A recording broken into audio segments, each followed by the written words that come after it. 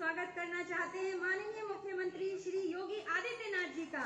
वैद्य देवेंद्र त्रिगुणा जी से अध्यक्ष अखिल भारतीय आयुर्वेद महासम्मेलन की कृपया माननीय मुख्यमंत्री जी का स्वागत करें।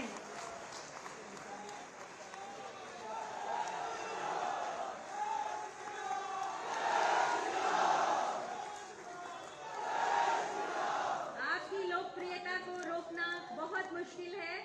सभी के मन के हृदय के उद्गार व्यक्त हो रहे हैं और मैं अब विधिवत स्वागत के पश्चात मेरा अनुरोध वैद्य देवेंद्र त्रिगुणा जी से कि स्वागत उद्बोधन हेतु पधारे।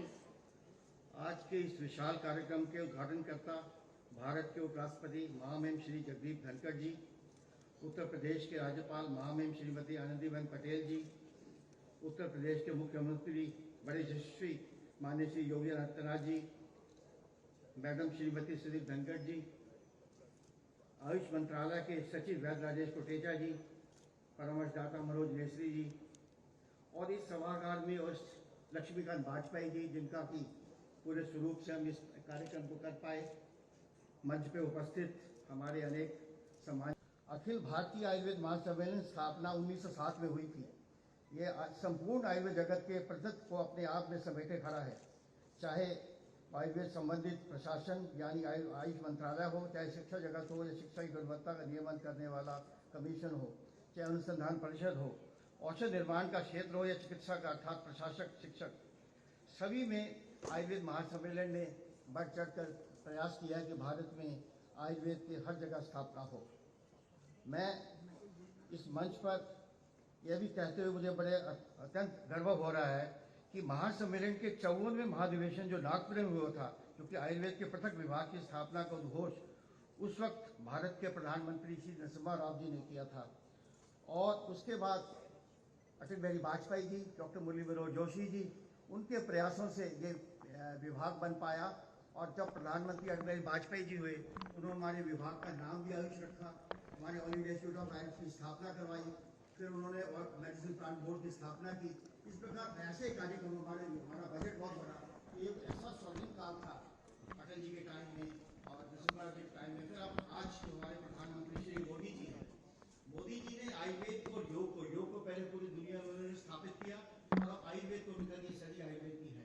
किसी न किसी रूप में जब वो मन की बात में बोलते हैं तो हमेशा वो आयुर्वेद का योग के किसी रूप में लेते हैं और 2017 में उन्होंने ऑल इंडिया इंस्टीट्यूट आयुर्वेद का उद्घाटन किया था। उन्होंने अलग से मंत्रालय बनाया, हमारे अलग से सचिव, ये शायद पहली दफ़ा भारत सरकार में हुआ किसी वैद्य को आयुर्वेद का सचिव बनाया गया आयुष विभाग का। और कोटेचा जी जो आज यहाँ बैठे हैं, आज बहुत ही यशस्वी बड़े अच्छे चिकित्सक, बड़े अच्छे उनका एडमिनिस्ट्रेटर अब हैं और उन्होंने न कि आयुर्वेद को देश में पूरे विश्व में ले जाने के लिए उनका बहुत बड़ा योगदान। मैं मोदी जी को विशेष करके धन्यवाद दूंगा इस मंच से कि उन्होंने इस दूरदृष्टि से इसको सोचा और आयुर्वेद विभाग को पूरे विश्व में लेकर गए हैं। और एक दफ़ा विज्ञान भवन में आयोजित, मुझे ध्यान है 98 में जब अटल बिहारी वाजपेयी जी प्रधानमंत्री थे, तो हमने इसी प्रकार का एक कार्यक्रम विज्ञान भवन में किया था। तब भी अटल जी को मैं उनके चिकित्सक के नाते भी उन्होंने कहा था कि आयुर्वेद ना कि देश में पूरे विश्व में अब स्थापित होगा, ऐसा अटल जी के उस वक्त के शब्द हैं।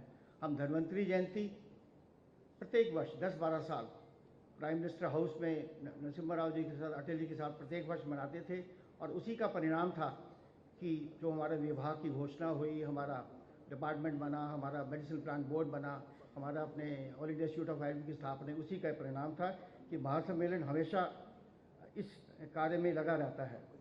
मैं कुछ 2-3 मिनट और लूँगा क्योंकि मोदी जी आज हैं और उत्तर प्रदेश की कुछ समस्याएं भी हैं। मैं उनसे आग्रह करूँगा कि उत्तर प्रदेश में आयुर्वेद चिकित्सकों को पंजीयन का नवीनीकरण हर वर्ष होता है, यह व्यवहारिक नहीं है। इससे इंस्पेक्टर आज बढ़ता है तथा चिकित्सकों का कठिनाई का सामना करना पड़ता है। अनेक प्रदेशों में पंजीयन का नवीनीकरण 5 वर्ष में होता है तथा उत्तर प्रदेश में भी यह 5 वर्ष में कृपा करें, ऐसी मेरी आपसे आग्रह है। आयुर्वेद चिकित्सकों एवं और जर्नलों के निरीक्षण का अधिकार पूर्णतः जिला आयुर्वेद अधिकारी को होना चाहिए, ना कि एलोपैथी के चिकित्सा अधिकारी को, ऐसा भी मेरा आपसे आग्रह है। भारत सरकार ने जिस प्रकार अखिल भारतीय आयुर्वेद संस्थान की दिल्ली में स्थापना की है, उसी प्रकार उत्तर प्रदेश भी, जो भी ना कि प्रदेश है, पूरा एक राष्ट्र है क्योंकि यहाँ इतनी बड़ी आबादी भी है, लखनऊ के अंदर और ऐसे 4 और ऑल इंडिया इंस्टीट्यूट बने जो कि जिससे कि पूरे प्रदेश के अंदर रेफरल हॉस्पिटल हो, आयुर्वेद का उससे प्रचार भी बढ़ेगा, लोगों को कॉस्ट इफेक्टिव ट्रीटमेंट मिलेगा। मैं ऐसी मोदी जी से प्रार्थना करता हूँ। और इस पर ज़्यादा खर्च नहीं होता, जितना एक मेडिकल कॉलेज खोलने में खर्च होता है उतना तो उसमें तो हमारे 4 ऑल इंडिया इंस्टीट्यूट बन जाएंगे। ऐसा मेरा आपसे आग्रह है कि इस प्रकार आप 4 आयुर्वेद हमारे महाविद्यालय बनाने का प्रयास करें। प्रदेश में आयुर्वेद चिकित्सा से संबंधित जैविक संपदा के संरक्षण एवं संवर्धन के समुचित योजना बनानी चाहिए। इसमें आवश्यक रूप से जड़ी बूटी की खेती करने वाले किसानों को कल्याण के लिए योजना बनाना भी शामिल है। प्रदेश का बजट आयुष का, आयुर्वेद का बहुत बढ़े, इससे जैसे देश में बढ़ा है इस प्रकार यहाँ बढ़े। और मोदी जी, अपने योगी जी तो जिस प्रकार लगे हुए हैं, मेरे पास शब्द नहीं है उनके लिए, जिस प्रकार यूपी में उन्होंने ना कि आयुर्वेद के लिए, भारतीय संस्कृति के लिए, लेकिन यहाँ का जो लॉ एंड ऑर्डर उन्होंने ठीक किया है, वो पूरा देश उनको कृतज्ञ है। आयुर्वेद विकास हेतु आयुर्वेदिक कंपाउंडर एवं पंचकर्मा डिप्लोमा कोर्स यूपी में शुरू किया जाए, जिसकी कि बहुत शॉर्टेज भी है, उससे भी कॉलेजेस में सब जगह बहुत फ़ायदा होगा। प्रदेश में राजकीय आयुर्वेद औषधालयों की स्थिति अच्छी है, लेकिन उसको और इम्प्रूव कर सकते हैं। मेरा मानना है कि उसमें अगर हम 50 बेड युक्त और औषधालय बनाए जाएँ, हॉस्पिटल बनाए जाएँ, तो जिससे कि सारे देश को बहुत फ़ायदा होगा। प्रदेश के आयुर्वेदिक अस्पतालों में औषधियों की उपलब्धता कुछ कम है, उसको भी हमारी फार्मेसियों के माध्यम से या सरकार एक अच्छी फार्मेसी बनाए जिससे कि सारी दवाइयाँ वहाँ जाएँ, उससे कि उच्च क्वालिटी की औषधियाँ मिलेंगी। ऐसा मेरा अपना आपसे अनुरोध है। आयुर्वेद चिकित्सालयों में विशेषज्ञों की तैनाती की जाए। आधुनिक चिकित्सा के चिकित्सालयों की भांति आयुर्वेद चिकित्सालयों में विशेषज्ञ चिकित्सकों की तैनाती किए जाने से सभी लोगों को विशेषज्ञ चिकित्सा का लाभ मिल सकेगा तथा उन्हें हर समस्या का बड़े अस्पतालों अथवा मेडिकल कॉलेज में नहीं जाना पड़ेगा।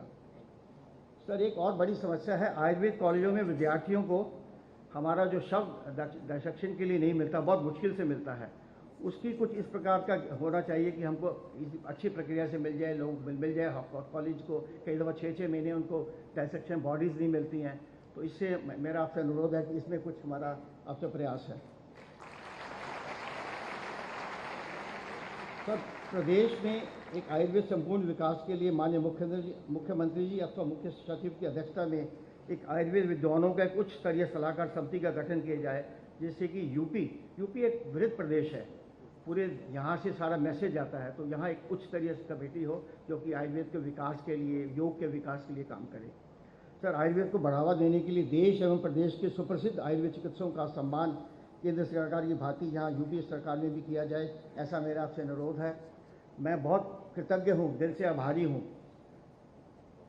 माननीय श्री उपराष्ट्रपति जी का, माननीय मैडम का, हमारी यहाँ के जो गवर्नर हैं आनंदीबेन पटेल का, और मुख्यमंत्री जी जिनकी कि आयुर्वेद में पहले से रुचि है। कानपुर में हमने आयुर्वेद पर्व किया था, तब भी वहाँ आए थे डॉक्टर मुरलीधर जोशी जी के उस माध्यम से। और अभी जिस प्रकार लक्ष्मीकांत वाजपेयी जी ने पूरा इस शॉर्ट पीरियड में ये काम किया है, मैं उनको दिल से धन्यवाद करता हूँ। पुनः नमस्कार, जय आयुर्वेद।